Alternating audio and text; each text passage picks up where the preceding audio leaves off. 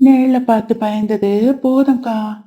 இந்த இருட்டுல எவ்வளோ நாள் தான் வாழ்றது?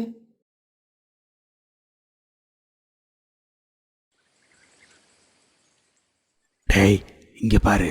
அந்த வீட்டில் இருக்கிற கிழவிக்கு 4 பொண்ணுங்க இருக்கு, கேள்விப்பட்டிருக்கியா? ஆனால் இன்னைக்கு வரைக்கும் அவங்க நிழலை கூட யாருமே பார்க்கல. ஊரில் சில பேர் அவங்க சூனியக்காரங்கனும் சில பேர் தேவதைகள்னு சொல்கிறாங்க. ஆமாம் ஆமாம், அங்கேருந்து சில சமயம் சிரிக்கிற சத்தம் கேட்கணும்னு சொல்கிறாங்க. அந்த கிழவி ஏதோ முணுமுணுத்துக்கிட்டே இருக்குன்னு கூட சொல்கிறாங்க. எனக்கு அங்கே போகணும்னாலே ஒரே பயமாக இருக்கும். அந்த கிழவி தன்னோட பொண்ணுங்களை நம்மக்கிட்ட இருந்து மறைச்சு வச்சிருக்கா. ஏன்னா அவங்க இந்த உலகத்தை சேர்ந்தவங்க இல்லையா. அந்த நேரத்தில் அந்த கிழவி தன் அறைக்குள்ள நின்று தன் 4 மகள்களையும் பார்த்தா. அமைதியும் இருளும் அந்த வீட்டை சூழ்ந்திருந்தது. பொண்ணுங்களா, நான் சொல்கிறத கவனமாக கேளுங்க. நான் விறகு எடுத்துகிட்டு வர காட்டுக்கு போகிறேன். நான் திரும்பி வர வரைக்கும் நீங்கள் யாரும் வீட்டை விட்டு வெளியே போகக்கூடாது. இந்த ஊர் ரொம்ப கொடூரமானது. ஊர் மக்கள் உங்களை எப்போதும் கவனிச்சுக்கிட்டே இருக்காங்க. சரிம்மா, நாங்கள் யாரும் வெளியே போகவே மாட்டோம். அந்த கண்ணு தெரியாத கிழவி தன் கைக்குச்சியால தடவிக்கிட்டே காட்டுக்குள்ள போறா. அந்த நேரம் பார்த்து ஊர்ல இருக்கிற ராமு இதையெல்லாம் வீட்டுக்கு பக்கத்துல இருக்கிற மரத்துக்கு பின்னாடி நின்று பார்த்துக்கிட்டு இருக்கான். இன்னைக்கு சரியான சந்தர்ப்பம் கிடைச்சிருக்கு. இந்த வீட்டோட ரகசியம் என்னன்னு நான் கண்டுபிடிக்க போறேன். ஊர் மக்கள் பார்க்காத பொண்ணுங்களை நான் இன்னைக்கு பார்க்க போறேன். இந்த சுவருக்கு பின்னால ஒளிஞ்சிருக்கிறது தேவதைகளா இல்ல சூனியக்காரிகளா? இன்னைக்கு நான் கண்டிப்பா கண்டுபிடிப்பேன். பிறகு ராமு பதுங்கி பதுங்கி அந்த குடிசை கிட்ட போறான். அவன் அந்த கதவை திறக்க பார்க்கறான். ஆனா அது ஒரு பெரிய பூட்டால பூட்டி இருந்துச்சு. வீட்டுக்கு மறுபுறம் சென்று ஜன்னல் வழியா எட்டி பார்க்க முயற்சிக்கிறான். ஆனா உள்ள ஒரே இருட்டா இருந்துச்சு. ச்சே, என்னால எதையும் பார்க்க முடியல. உள்ள ஒரே இருட்டா இருக்கு. ஒரு சின்ன சத்தம் கூட கேட்கல. இந்த பொண்ணுங்க எங்க போயிருக்கோம்? அந்த கிழவி ஊர்ல இருக்கிற எல்லாரையும் முட்டாளாக்கிட்டாளா? ராமு ரொம்ப நேரம் தேடி பார்க்கறான். ஆனா இருட்டை தவிர அவனால எதையுமே பார்க்க முடியல. கடைசியில வெறுப்பாகி அங்கிருந்து போயிடுறான்.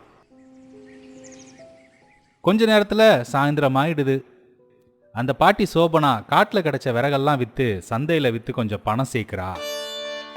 இன்னைக்கு கொஞ்சம் பணம் இருக்கு. பொண்ணுங்களுக்கு இன்னைக்கு வயிறார சாப்பாடு வாங்கிட்டு போகலாம். பாவம், அவங்க காலையிலேருந்து பசியில் இருப்பாங்க.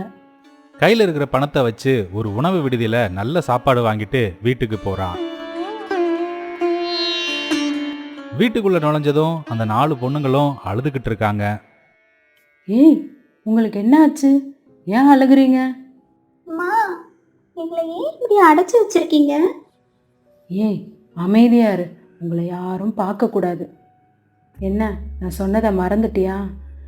இங்கே பாருங்க, வெளி உலகம் உங்களை போன்றவங்களுக்கு இல்லை. இந்த ஊர் மக்கள் ரொம்ப மோசமானவங்க. என்ன மாதிரியான ஒரு அம்மா? உன்னோட சொந்த பொண்ணுங்களே இப்படி கட்டி வச்சிருக்க. அப்படி நாங்கள் என்னதான் தப்பு பண்ணோமோ? அம்மா, நாங்களும் மனுஷிகள் தானே. எல்லார போல நாங்கள் ஏன் சுதந்திரமாக வாழ முடியல? விவரம் தெரிஞ்சதுல இருந்து இன்னும் சூரியனை கூட பார்க்கல. அந்த பாட்டி சோபனா எதுவுமே சொல்லாம வீட்டை விட்டு வெளியே போறா. அந்த 4 சகோதரிகளும் அழுதுகிட்டே இருக்காங்க. அப்படியே அந்த நாளும் முடியுது. அடுத்த நாள் சாயந்தரம் மோகன்னு ஒருத்தன் அந்த குடிசை வழியா போறான். அந்த வீட்டின் ஜன்னல் வழியா பெண்கள் பேசுற சத்தம் கேக்குது. உடனே அவன் அந்த ஜன்னல் கிட்ட போய் எட்டி பார்த்தான். அட கடவுளே, நான் பார்க்கறது உண்மைதானா? இங்கே எப்படி இவ்வளோ அழகான பொண்ணுங்க இருக்காங்க? இந்த பாட்டி ஏதோ ஒரு ரகசியத்தை மறைக்குது. ஊரில் சொல்கிறதெல்லாம் உண்மைதான் போல. மோகன் யோசிச்சுக்கிட்டே வீட்டுக்கு போறான். ஆனா அவனோட மனசு அந்த ஜன்னல் மேலேயே அலைப்பாயுது. அடைச்ச, இந்த பொண்ணுங்களை பற்றியே என் மனசில் ஓடிக்கிட்டு இருக்கு. நிம்மதியாக தூங்க கூட முடியல. என்னவா இருக்கும்? அவங்கெல்லாம் மனிதர்கள் தானா, இல்லை ஏதாவது பேய் பிசாசா? மறுநாள் சூரியன் உதிக்கிறதுக்குள்ளேயே மோகன் எழுந்து யோசிக்க ஆரம்பிக்கிறான். ம், இப்படியே சும்மா உட்காந்து யோசிச்சுக்கிட்டு இருந்தால் வேலைக்கு ஆகாது. அந்த வீட்டில் இருக்கிற ரகசியத்தை இன்றைக்கே கண்டுபிடிக்கணும். அந்த குருட்டு கிளவி எதை மறைக்கணும்னு நினைக்குது, இன்னைக்கு அங்கே போய் பார்க்குறேன். மோகன் வேகமா வீட்டில இருந்து கிளம்பி அந்த கிழவி சோபனாவின் வீட்டுக்கு போறான். அந்த வீட்டுக்கு பக்கத்துல இருக்கிற அந்த பெரிய மரத்துக்கு பின்னாடியே ஒளிஞ்சுக்கிறான். இன்னைக்கு இந்த வீட்டோட ரகசியத்தை கண்டுபிடிக்க போகிறேன். யாரெல்லாம் இந்த வீட்டில் இருக்காங்கன்னு பார்க்குறேன். எதுக்கு இந்த பாட்டி அந்த பொண்ணுங்களை மறைச்சு வச்சிருக்கு? என்ன சதி பண்ண இப்படி பண்ணுறா? இப்படியே சாயந்தரம் ஆகிடுச்சு. அவன் காலையில இருந்து அங்கேயே இருக்கான். வீட்டுக்குள்ள அந்த 4 பெண்களும் கவலையோடு இருக்காங்க. அக்கா, அம்மா காட்டுக்கு போய் ரொம்ப நேரம் ஆச்சு, இன்னும் வரல. எனக்கு பயமா இருக்கு. ஒருவேளை ஊர் மக்களுக்கு நம்மளை பத்தி தெரிஞ்சு போச்சோ என்னமோ. அமைதியா இருடி. அம்மா திரும்பி வர வரைக்கும் நாம இந்த இடத்தை விட்டு நகரக்கூடாதுன்னு சொல்லியிருக்காங்க. நம்ம நிழல் கூட நமக்கு எதிரின்னு சொன்னாங்க. நிழலை பார்த்து பயந்தது போதும்க்கா. இந்த இருட்டுல எவ்வளோ நாள் தான் வாழ்றது? நான் வெளிச்சத்தை பார்க்க விரும்புறேன். நான் வெளியே போக போறேன். வைத்தியம் மாதிரி பண்ணாத. யாராவது நம்மளை பார்த்தா பிரச்சனையாகும்னு அம்மா சொல்லுவாங்க. அப்புறம் அம்மா நம்மளை உயிரோடவே விட மாட்டாங்க. அம்மா கண்ணு தெரியாம இருக்கலாம், ஆனா அவங்களோட மாய சக்தி நம்மளை சாம்பலா ஆக்கிடும். ஆனா மைனாவுக்கு சுதந்திரமா வெளியே போகணும்னு ஆசை. யார் பேச்சையும் கேட்காம அவ வீட்டை விட்டு வெளியே போறா.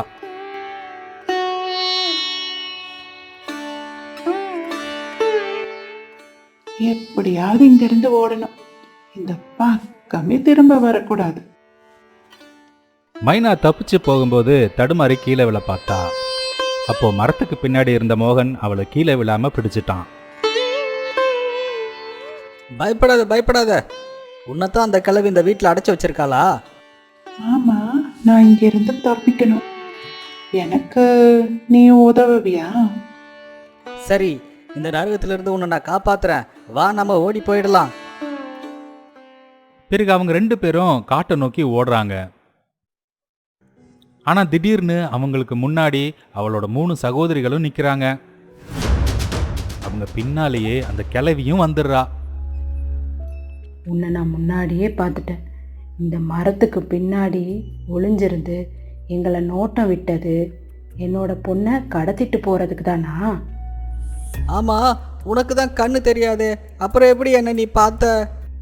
எனக்கு கண்ணு தெரியாது தான், ஆனால் என்னோட மாயக்கண்ணால் இந்த உலகத்தையே பார்க்க முடியும். உன்னை இப்போ என்ன பண்ணுற பாரு. நீ இப்போ என்னோட வா. அம்மா, தப்பு அவரோடது இல்லை. அவரை விட்டுருங்க. நான் தான் வீட்டில இருந்து வெளியே வந்தேன். அவர் எனக்கு இங்கேருந்து ஓடி போகிறதுக்கு உதவி செஞ்சார். வாயை மூடு. எல்லாரும் வீட்டுக்கு போங்க. இல்லை இல்லை, இப்படி பண்ணாதீங்க. என்னை விட்டுடுங்க. எதுக்கு உங்கள் சொந்த பொண்ணுங்களை இப்படி அடைச்சி வச்சிருக்கீங்க? என்னை விட்டுடுங்க.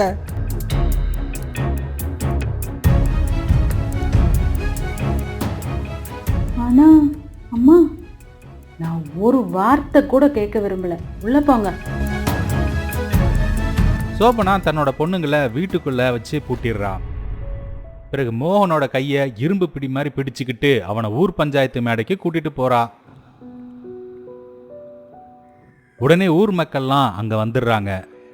ஏ அக்கா, என்ன ஆச்சு? ஏன் இந்த பையனை இப்படி இங்க இழுத்துட்டு வந்திருக்க? அவன் என்ன செஞ்சான்? இங்க பாருங்க, நான் கண்ணு தெரியாத ஆதரவற்ற பெண்.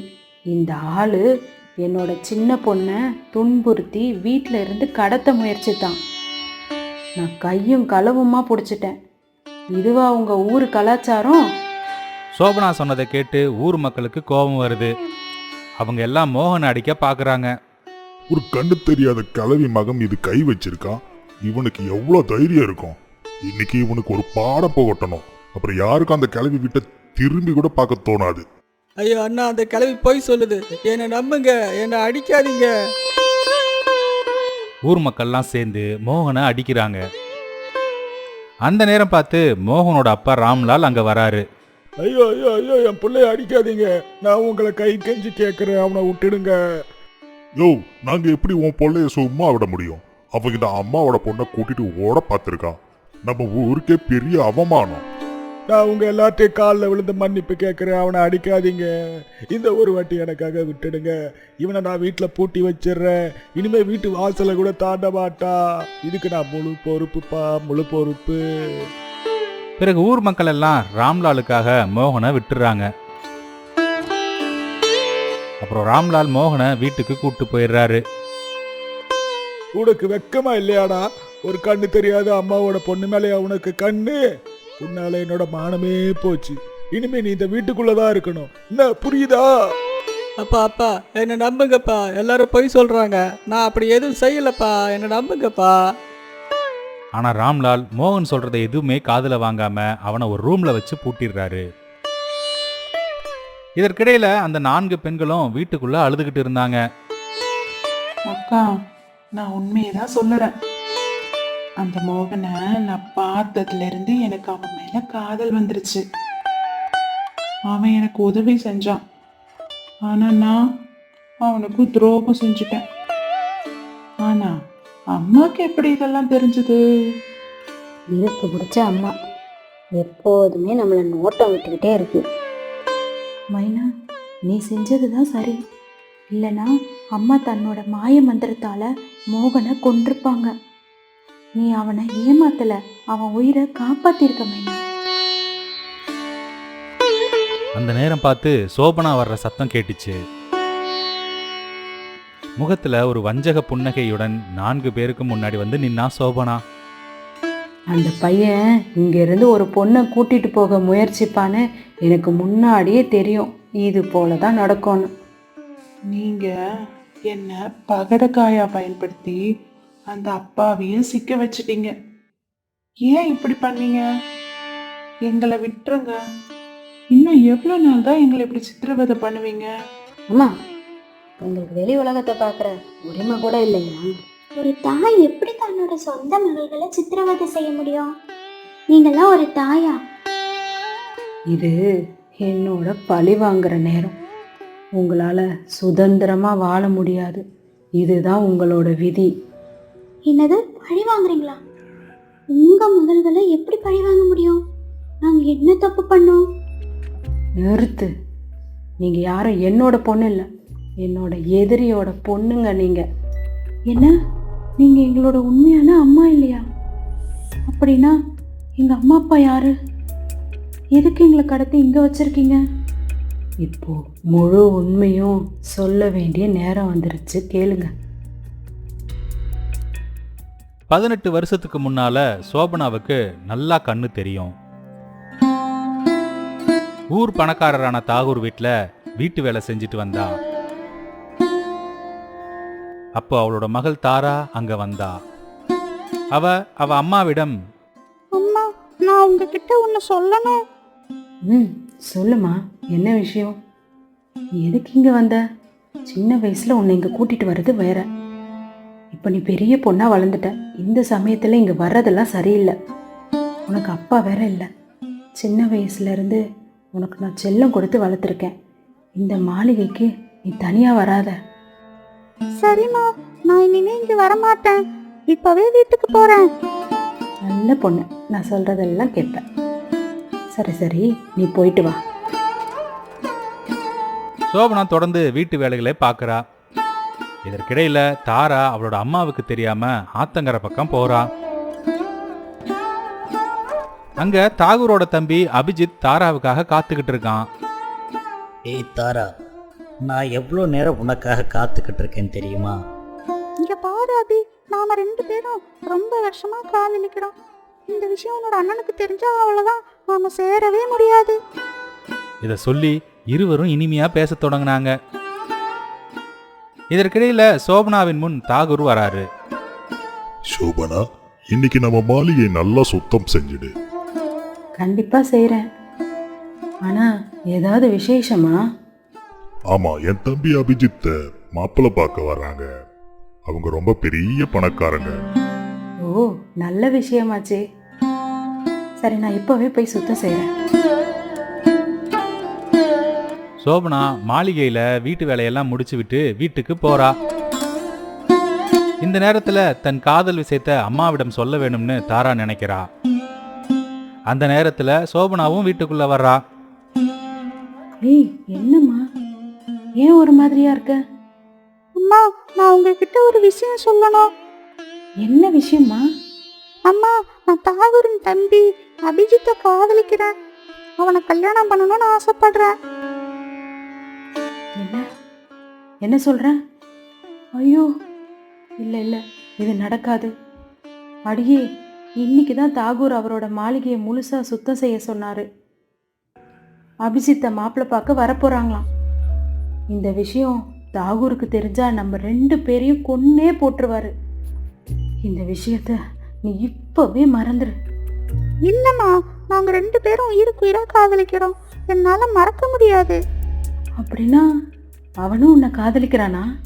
ஆமாம்மா, என்னை கல்யாணம் பண்ணிக்கிறதா சத்தியம் செஞ்சு கொடுத்துருக்கான். இப்பவே நாம தாகூர் வீட்டுக்கு போகலாமா? ஐயோ கடவுளே, நான் இப்போ என்ன பண்ணேன்? ஊர் மக்களுக்கு தெரிஞ்சா அவங்க உன்னை பற்றி என்னமா நினைப்பாங்க?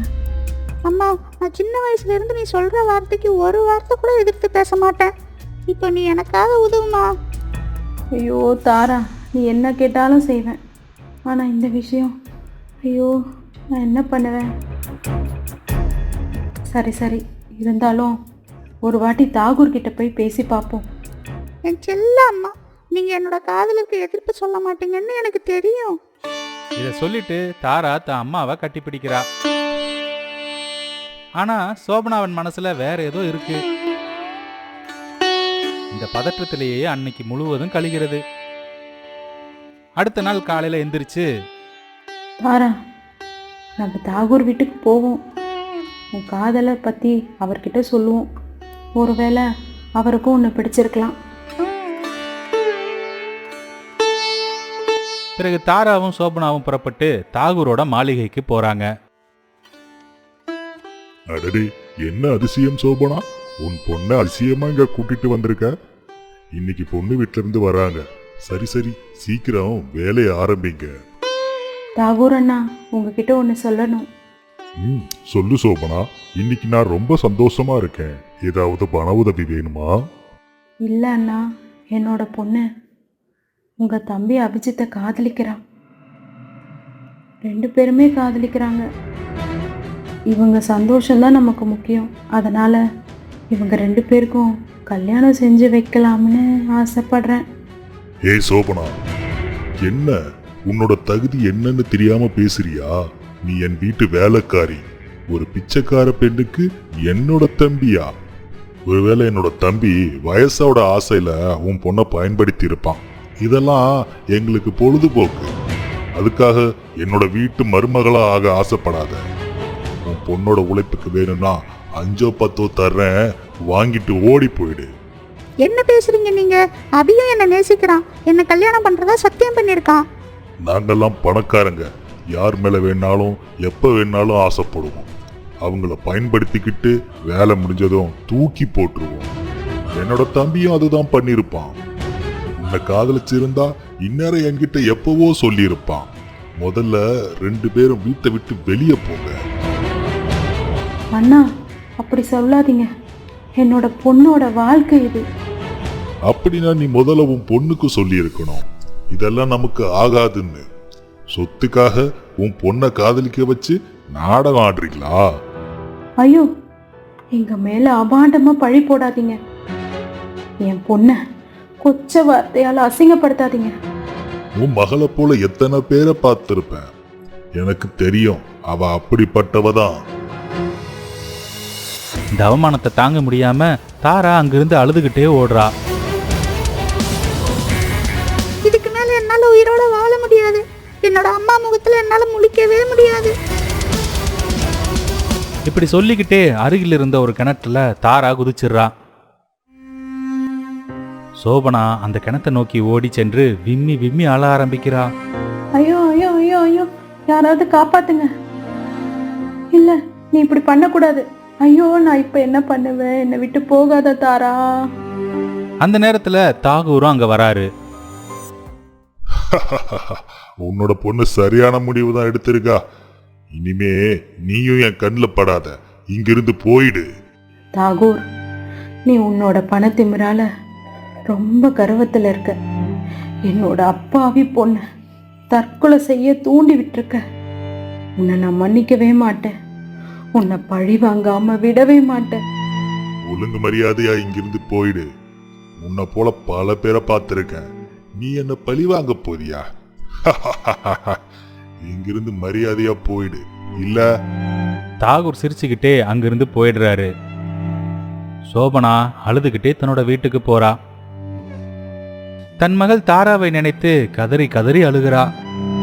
இல்லை, என்னால் இதை சும்மா விடவே முடியாது. நான் அவனை பழி வாங்கணும். அவன் வாழ்நாள் முழுவதும் நிம்மதியாகவே இருக்கக்கூடாது என்று சொல்லிவிட்டு சோபனா வீட்டை விட்டு ஒரு பெரிய அடர்ந்த காட்டுக்குள்ள போறா. அங்க ஒரு சூனியக்காரியின் குடிசைக்கு போகிறா. யார் நீ? உனக்கு இங்க என்ன வேலை?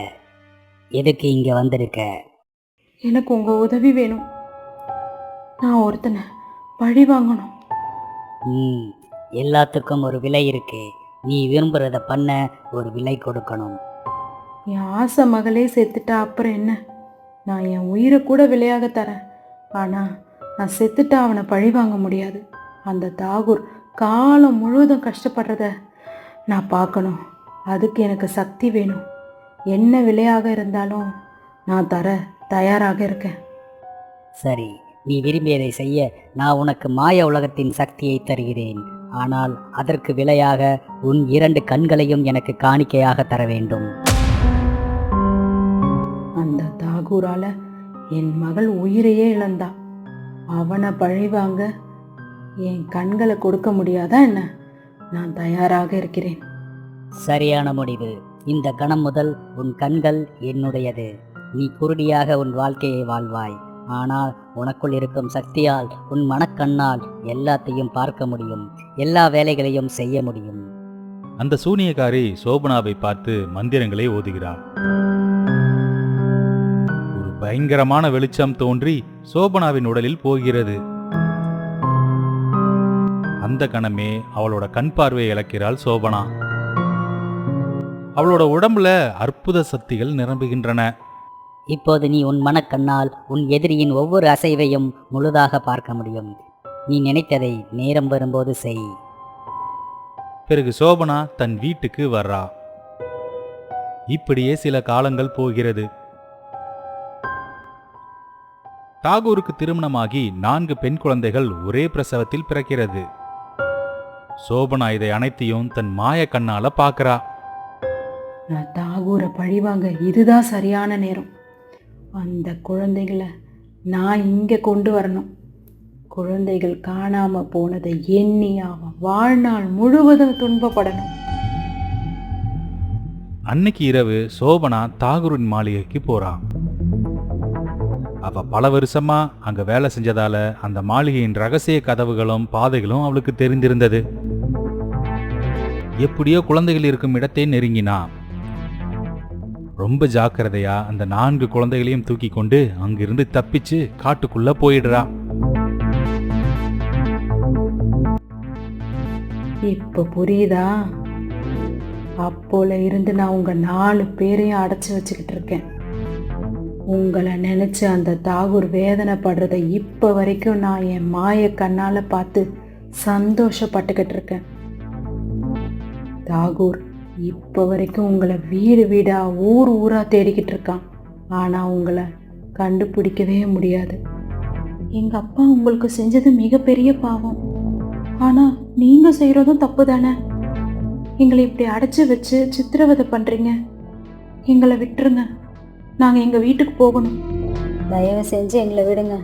நாங்கள் என்ன தப்பு பண்ணோம்? எங்களை எதுக்கு பழி வாங்குறீங்க? அவ்வளோ சீக்கிரம் உங்களை போக விட மாட்டேன். என்னோட கோபம் தீர்ற வரைக்கும் நீங்கள் என்னோட பிடியில தான் இருப்பீங்க. 4 பேரும் தப்பிக்க முடியாதுன்னு தெரிஞ்சு அழத் தொடங்குறாங்க.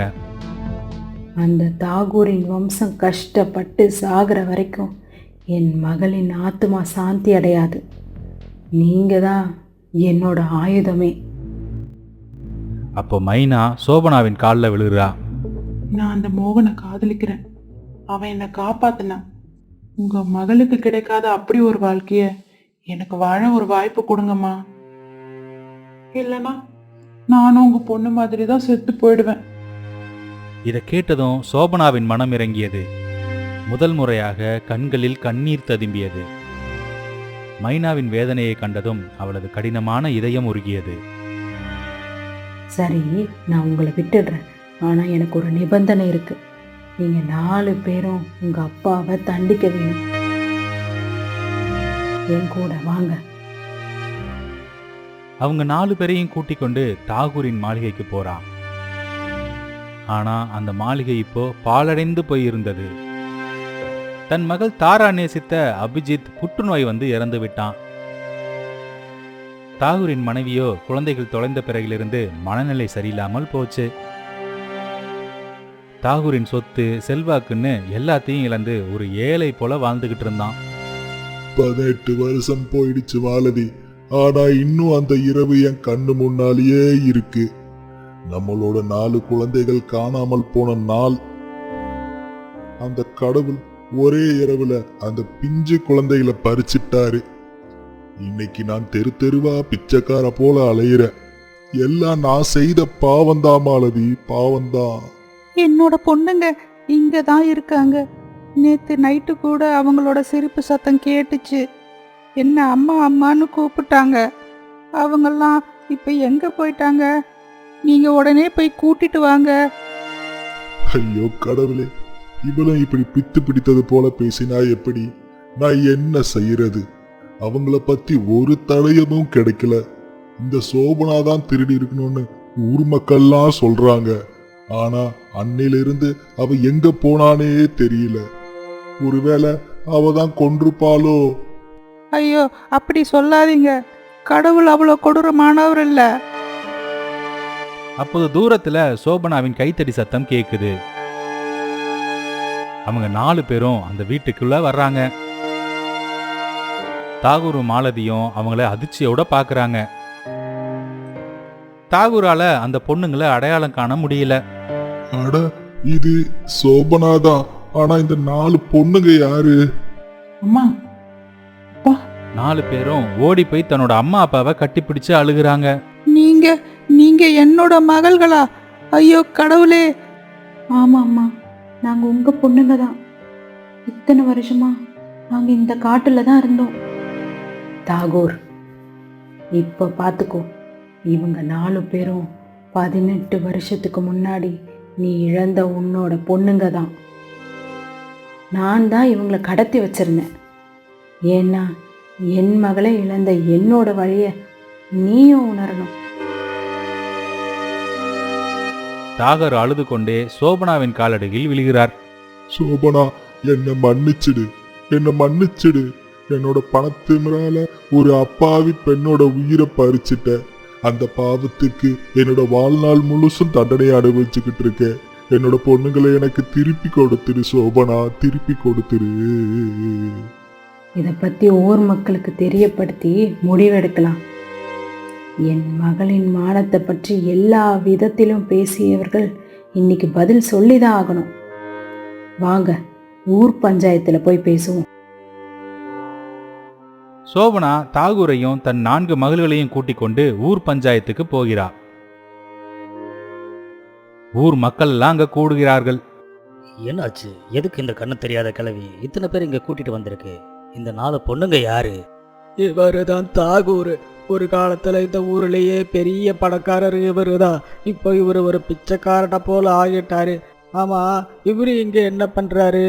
அந்த 4 பொண்ணுங்களும் எதுக்கு அவர் கூட நிக்கிறாங்க? இங்கே பாருங்க, உங்கள் கண்ணை நல்லா திறந்து பாருங்க. இது 18 வருஷ பாவத்திற்கான தண்டனை.